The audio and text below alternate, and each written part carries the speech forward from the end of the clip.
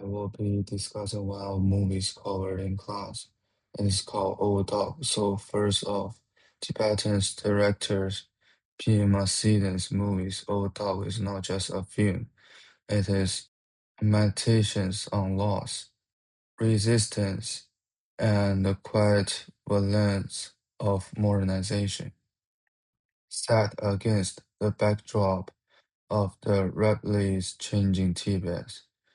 The movies follow an elderly herder, his conflicted son, and their prized Tibetan Masford, who become a contest symbol of culture's identity. We will explore how Sedans uses minimalist dialogue, stock cinematography, and symbolic storytellings to critique commodifications of Tibetan cultures and their Chinese modernity. We will rely on Robert Radley's analysis of culture's memories and Pinju's work on debriefs in Chinese cinema, which is predominantly based on another film called Still Life, but applicable in understanding the theme is identities and the search of it. I will argue that Old Dog is powerful statement of cultures and identity preservations even in the face of inevitable change. To fully understand Old Dog, we must first grasp and the real world.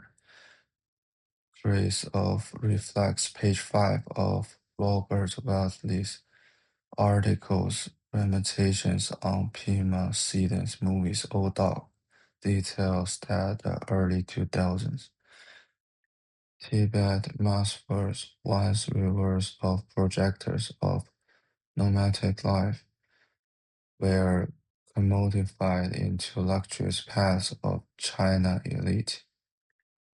On the right side of this slide, there's a screenshot of 2014's article by Aidan Fraser, which details how the ownership of the Tibet massacres had been commodified to the extent that beauties will be sold of millions of dollars.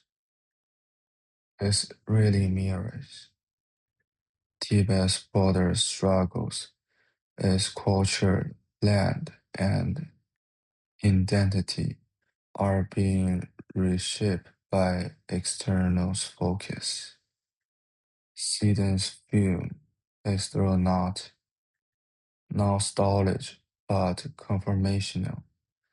Its focus us to witness the slow erasures of way of life.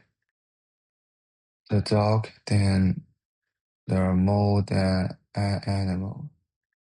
It becomes contest symbols of beings brought stop, sold, and ultimately destroyed. Delving deeper into the symbolism behind the character, we first encounter the father enduring symbol of culture's privatization. But those impact the there as Tibet is increasingly urbanizations and the traditional become subservient to the massive impact of the Han Chinese migration. His actions of killing a dog rather impactful because it highlights that for him it is better of a cultures to die rather than face the dangers of appropriation. We can see this perspective in Robert Weltley's ideas that Tibet is not for sale, where in page 3, he highlights that where others so-called third world countries are facing culture's loss and appropriation, courtesy of global influence. Tibet has chosen the remains free of materialism and loss of the cultures through consumerism. On the other hand, we see the sun caught in the dilemmas of whether to resist culture's appropriation or fall into it, with his last precisions of fathers to sell the massive of a significant amount, showing that he was in need fell into the new modernization. For the younger generations, there is pressure to conform to modern consumerist standards, and this pressure is well symbolism in the sun in internal struggle. Looking at a dog, one thing that stands out is that a dog actually bears the symbolism meant for the culture's change and appropriations. Toward the end of the film, at 1 hour 20 minutes and 40 seconds, the dog painful death is symbolic of Sweden focusing the viewers to confirm the impact of culture loss.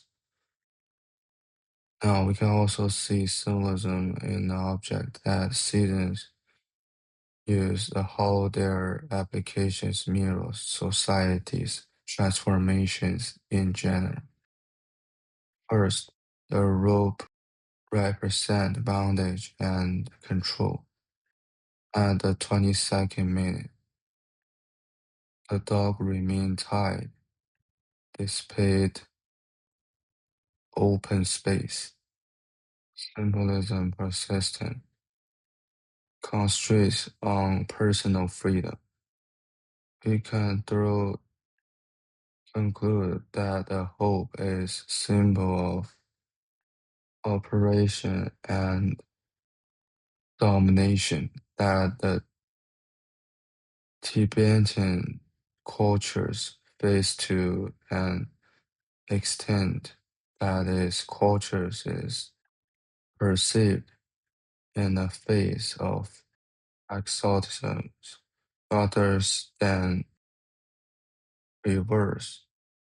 Secondly, we see cities and especially in Lhasa, urban sprawl through the lanes of isolations, which can be observed in a 24 minutes that even as progress is portrayed as the sprawl of modern constructions and neighborhoods.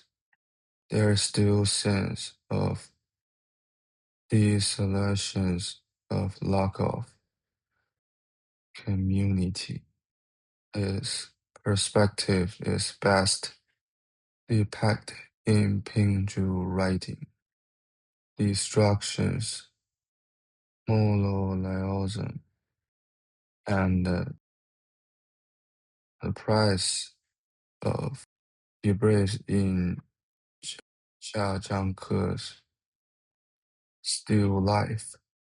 Here Zhu identifies from the film Still Life that rapid urban sprawl and modernizations in the city of Hongzhi was catalyst to the resultings, the solutions, and loss of culture's identity in sim. Lhasa represents the loss of Tibetan culture's identity and uniqueness as a big urban landscape, like a sim of community and overall cultures that tied traditional community together. Next, let us focus on cinematography elements, notably the static long takes and also stegate sounds that Sedens uses in a film. Sedens static long takes are not just static choices, they are ideological. For example, in a few scenes from 1 hour 20 minutes, the unblinking gaze on the departing father denies us the comfort of looking away. This technique, as Robert Batley argues, mirrors Tibet's own end result. Tensions changing is coming, and there's no easy escape. Similarly, the sound design also mirrors these inevitable transactions as he focuses primarily on the natural sound.